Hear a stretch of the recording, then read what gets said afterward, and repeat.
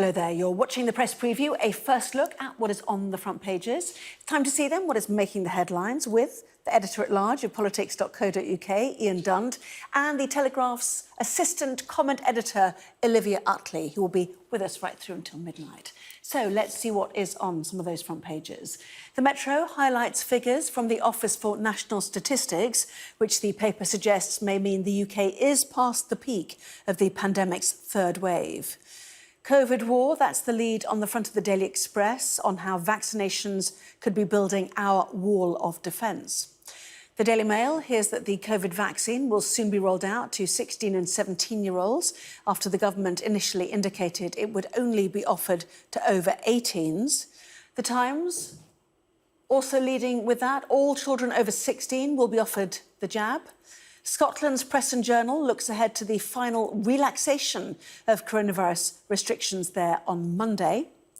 Meanwhile, the Telegraph reports that forces loyal to the Iranian government have hijacked an oil tanker, the Asphalt Princess, off the coast of the United Arab Emirates. The Guardian quotes the Labour leader Sir Keir Starmer accusing Boris Johnson of being missing in action over the climate crisis ahead of the COP26 summit in Glasgow later on this year. And the Mirror showcases Team GB's Olympic success with a picture of cyclists Jason and Laura Kenny. Well, we're joined, as you can see, by Ian Dunt and Olivia Utley. Welcome again to both of you. Well, let's start with the U-turn is how the Daily Mail are calling this U-turn on jabs. Bit of a heads-up given by Nicola Sturgeon ahead of what we can only presume is an announcement, Ian. Yeah, I mean, look, this is covered in almost every newspaper, and mostly on the front pages of the newspaper, so I think we can be pretty confident at this stage that we'll be hearing something tomorrow. And Nicola Sturgeon obviously gave a bit of a nod to it in advance. It's a bit surprising that we're talking about 16 to 18-year-olds, because pretty much everywhere else in the world, when you look at the research, this goes all the way down to 12. And you look at what the Americans have done, when you look at what the Europeans have done, the treatment in Southeast Asia and abroad, it's predominantly about 12 to 18. I mean, really, there's very little research being done on just that segment. So it's a bit confusing as to why we would suddenly see that it's just for those top 2 years. Nevertheless, at least there's movement. The Joint Committee on Immunisation and Vaccination, when it put out its report earlier last month, it was really, there wasn't any sort of quantitative analysis. It was a very strange report. It went against the grain. And so the more welcome part is it seems like we're now going to move away from that model and start getting on with it, at least in some limited capacity. Yeah, and I suppose the great fear, Olivia, is a resurgent virus come September when schools, universities and colleges go back. We saw it last year. Then you head to flu season, to living life indoors. If you want to nip it in the bud, I suppose this is the way. Yeah, I think it probably is the way, but I do see the logic actually of restricting it to 16 and 17-year-olds because, yes, from an epidemiological perspective, there might not be that much difference between a 13-year-old and a 16-year-old or whatever. But the point is about choice, and 16 and 17-year-olds can make a decision in the same way as 18-year-olds, perhaps. And OK, they're not legally adults, but you know, they obviously have full power of decision making. Whereas a 12-year-old, I suppose the argument is probably that may get sort of coerced into it. And if you're not really at risk from the disease at all, then the tiny risk that the vaccine poses might seem to you to be not worth it. So I think it's important that people do have a choice, but I think it is probably right that 16 and 17-year-olds who are very, very nearly adults should be given that choice. So I think this probably is the correct decision. Yes, and certainly the Times talks about the element of choice as you raised. But the JCVI have been very cautiously creeping this way, haven't they? Talking about vulnerable teenagers, first of all, could have the vaccine, Ian. Now, as you say, 16 to 18-year-olds. What is the fear, do you think? This, you know, they've always talked about the balance of risks, haven't they? But do you think the AstraZeneca blood clotting issues has made everybody quite nervous? Yes, I suppose that has a bit. But I mean, we now have millions of cases worldwide of people under the age of 18 taking the vaccine. We have almost no sort of adverse health outcomes whatsoever, and certainly no deaths as a result from it.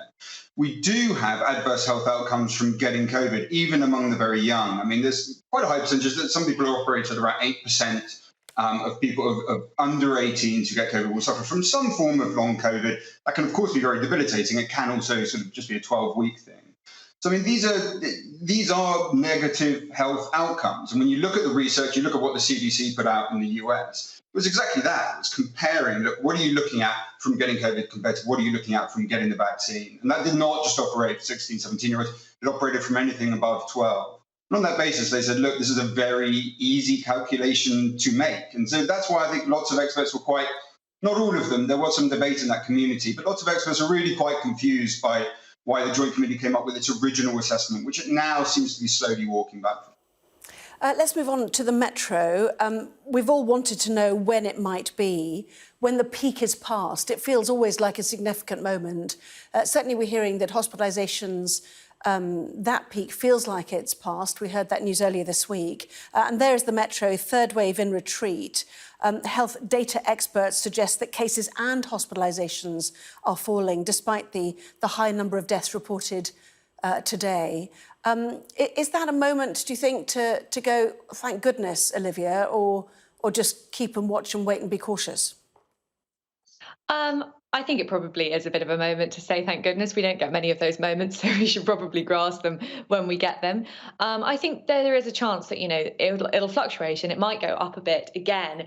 But the whole point is now we've got this amazing vaccine rollout and we've got to trust these vaccines, that it shouldn't matter too much if cases start to creep up a little bit again, because we know that death rates really are much, much lower, and even hospitalisation rates are much lower. It's also quite interesting. I find this all sort of puzzling, because we had so many experts telling us that cases were going to climb up to 100,000 if Boris Johnson went ahead with his July the 19th lifting. But it did happen, and cases are down at sort of 20-something thousand. So I don't know. I think it's a moment for the experts to have a little look at themselves, as Neil Ferguson clearly is doing. Yes, they always said there was such uncertainty because they didn't know how people would behave. And the suggestion has been that many people have still chosen, for example, to wear face masks, Ian, or socialise outside, and the Euros is now over, and other elements. I mean, is there a simple explanation for this? No, there isn't. There's a range of explanations people are looking at. Like you say, the Euros is part of that. And one of the sort of techniques they used was to look at the changes in infections between Scotland and England, because Scotland left the Euros much earlier. In other words, people's caution, as you mentioned. And the other one was schools opening. And there's some sort of moves around whether people were reticent to get tests, whether they were avoiding them so they could keep on going on holiday. The pingdemic, which we heard so much about, a little bit less now, was actually doing one of those things of keeping people isolated, keeping them away from each other, and may have had an effect. It isn't so much that the experts have to have a look at themselves. That's not how science operates. What you do is you look at the data that you have and you come up with predictions that you can on the basis of that data. Now, on the basis of the data that we had, everyone, including ministers themselves, when they would sort of be speaking off the record, were obviously thinking, you know, cases are going to go up. Everyone expected it. Now the data has changed, so you come up with new assessments. But I don't think we can get too excited about the new assessments. You know, we will probably, and again, we don't know, there's a lot of variables here, we'll probably be looking at peaks and troughs, you know, for the next few weeks, possibly into, you know, as we go into the autumn, as we go into schools going back, as we go into colder weather. So, you know, we will see this process take place again. It's really just about doing what you can with a tremendously complicated set of data. The Daily Express, Olivia, celebrating the vaccine programme, quoting, they say, a major study that showed that the very nearly 39 million double-jabbed adults are 3 times less likely to catch coronavirus. I don't know if that sounds like a lot or not, actually. But either way, they are calling it, as we've heard from the government, a wall of defence against the virus. Yeah, it's sort of real world data, I think, showing what we sort of thought we knew from the clinical trials. It does sound pretty good to me. Again, I'm not quite sure how these statistics work, but we were always told that the vaccines were fantastic at preventing against severe illness and hospitalisation. The question mark was over how good they were at preventing transmission. And I think this study suggests that they are better than expected at preventing transmission. So that's just another piece of good news showing how fantastic these vaccines are, and better than anyone could possibly have predicted, and more evidence showing, you know, why we should trust them and move on with what we're doing. Yeah, well, that's the big question, isn't it? How far people will want to move on with what we're doing. We're heading towards the end of the summer. Got all these questions about travel still, have we not, with the review expected on Thursday. Whether people should have confidence now about going about their lives and living normally as we head into the autumn and winter, Ian. Yeah, people are still cautious, and I think they're right to be cautious. It's easier now because it's easier for us to be outside. I mean, putting aside the fact that it's been raining seemingly for the last 12,000 years, it's actually a lot easier to be outside, both for the work you do, for socialising. The thing that we could be looking at if we wanted to make people more confident about what's going to happen in the autumn is really ventilation. Ventilation is the thing to fix in offices, in schools, that mean that you're not impacting on anyone. You can go into the school, you can go into the offices as if you don't know what's happening. We're just trying to make sure that either through mechanical or natural means, we're keeping the air flowing out of that building. The government has not been great at this. It's been very unclear on the messaging. It's been going on and on about sort of washing your hands and wearing visors, when these things are nowhere near as helpful as sorting ventilation. And it hasn't really put the support, either the technical support or the funding support, for building owners and operators to try and fix this stuff. So look, there's still time now when we're looking at the autumn when things could look a little bit more depressing than they do right now. Touch wood, they don't. One of the things you would want to do to make that an easier process is to fix ventilation. Yeah, it's going to cost money to do it properly, isn't it? Much easier to say to children, as I had all last winter, is go in with vests and thermals because the window will be open. Seemed to be the great British way of doing things. Coming up, Sir Keir Starmer accuses Boris Johnson of being missing in action over the climate crisis. But is he right to do so? More in just a moment.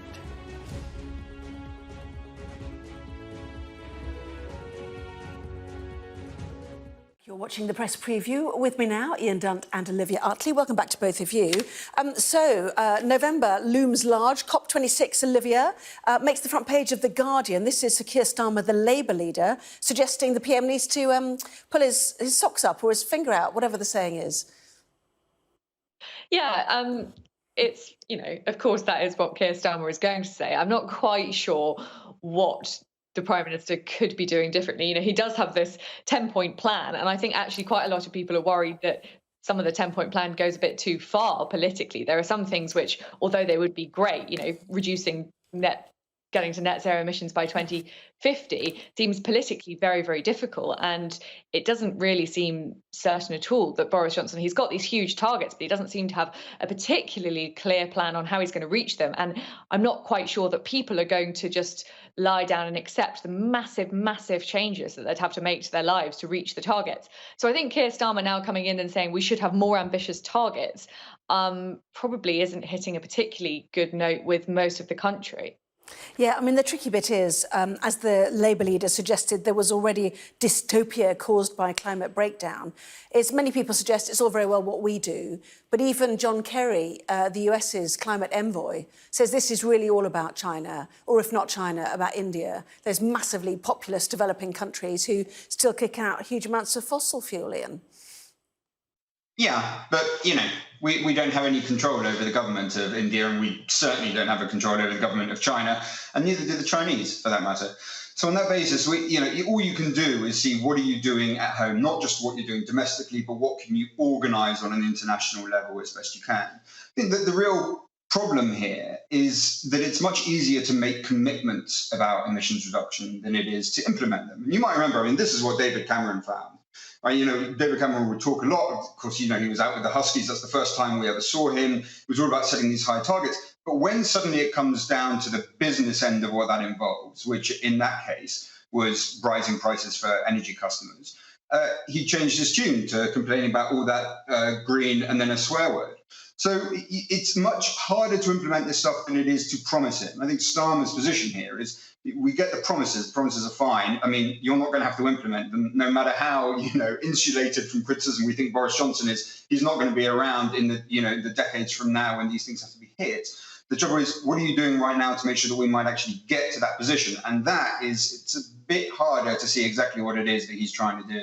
Yeah, I suppose to be fair to David Cameron, he had the small matter of the 2007-2008 financial crisis in the middle of his husky ambitions and his application of policy, which probably changed the finances, which is the situation we're currently in, of course, now with COVID. Quick word on the staycation for Mr. and Mrs. Johnson in the Telegraph, Olivia? Yeah, well, staycations are so incredibly expensive these days. I'm not sure if he thinks that makes him sound sort of down with the people, and we know people can't go abroad, so we're going to just go to Cornwall too. I remember the Camerons doing that every year. But actually, God, if you've tried to go to Cornwall over the last 6 months, nothing could be more expensive. Everywhere is completely booked up. So he's very, very lucky if he gets a peaceful staycation, as far as I'm concerned. Yeah, let's hope someone pre-thought this and booked it for them. Scotland last year, this destination yet to be announced. No doubt we'll have pictures eventually. Ian, Olivia, thank you both very much indeed.